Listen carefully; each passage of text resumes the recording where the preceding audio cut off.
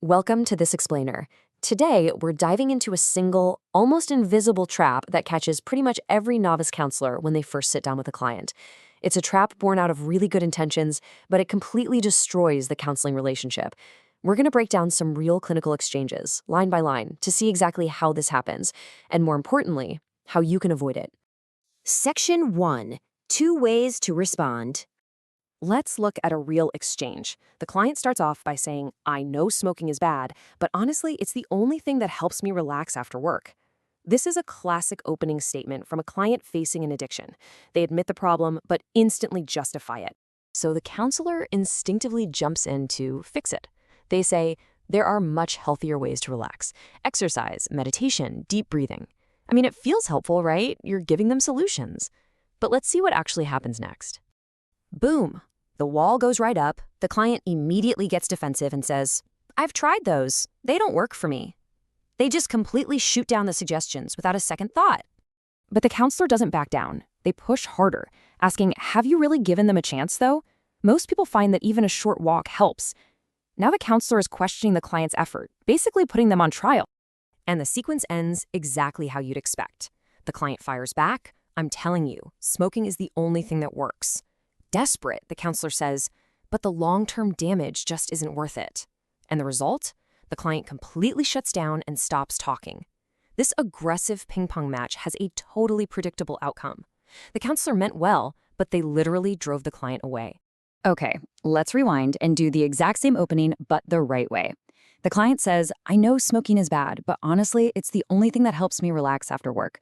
This time, the counselor responds, "After a long day, smoking is what actually works for you right now." Notice that difference? The counselor refrains from correcting. They just simply reflect the client's reality back to them, totally free of judgment. Because you aren't fighting them, the client softens. They reply, "Yeah, I know it sounds bad, but it's like the one thing I do for myself." Feeling heard instead of judged means they aren't defending the habit anymore. They're actually starting to explore their own ambivalence.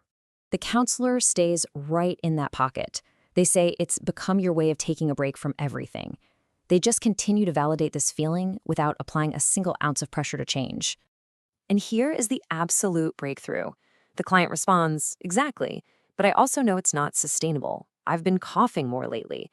Because there was zero pressure to defend their habit, the client organically brings up their own reasons for needing to quit. The counselor didn't have to lecture them about coughing. The client did the heavy lifting themselves. Section 2. What is the reflex? What derailed that first failed scenario is a core concept in motivational interviewing known as the writing reflex.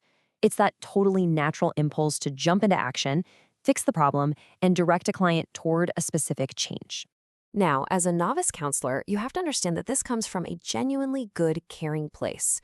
You see someone walking toward a cliff, and your compassion makes you want to grab them and pull them back. But acting on it inherently triggers resistance. When you try to right the client, you force them to take up the opposite side of the argument, defending their bad habit, which clinically we call sustained talk. The problem is not your intention. The problem is the instinct itself. Section 3. Seeing it in action. Let's prove this wasn't a fluke. Say the client tells you, "I don't think I drink that much, maybe a few beers a night, but I function fine." The writing reflex screams at you to say, "A few beers every night adds up. That's over 20 drinks a week. If you do that, watch how fast it escalates." The client shoots back, "I hold down a job. I take care of my kids. I'm not some drunk." You push back, "I'm not saying you are. I'm saying the amount is a concern medically." Client says, "Everyone I know drinks the same amount." You say, "That doesn't mean it's healthy." And finally, the client snaps, "I don't know why I'm even here." By highlighting the medical concern, you literally force them to prove they aren't an alcoholic. Now, let's use restraint. Same opening. The client says, "I don't think I drink that much. Maybe a few beers a night, but I function fine." You calmly reply, "From where you stand, you're keeping everything together." Client says, "I am. My family is fine. My job is fine." You say, "And at the same time, something brought you here today." Client, "My doctor said something that scared me a little. My blood pressure has been up." See how that builds? By suppressing the reflex, you validate their perspective.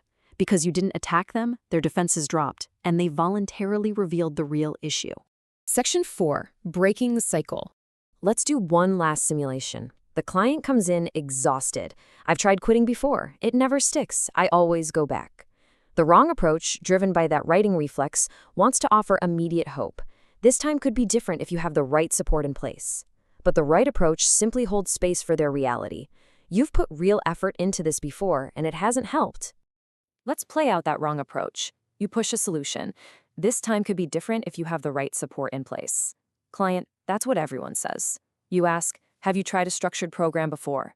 Client, I don't want to do a program. You, why not? It really does make a difference.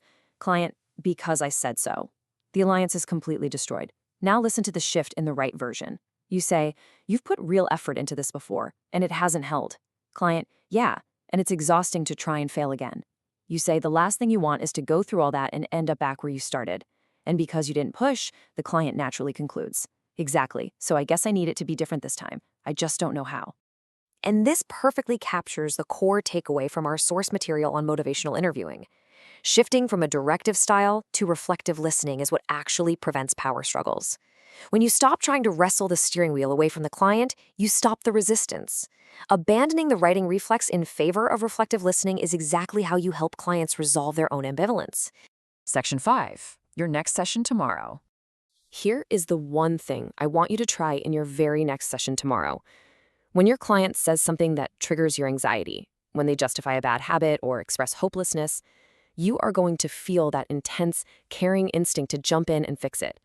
I want you to just notice that urge, acknowledge it, feel it, and then pause. Swallow the advice and simply offer a reflection of their reality back to them instead.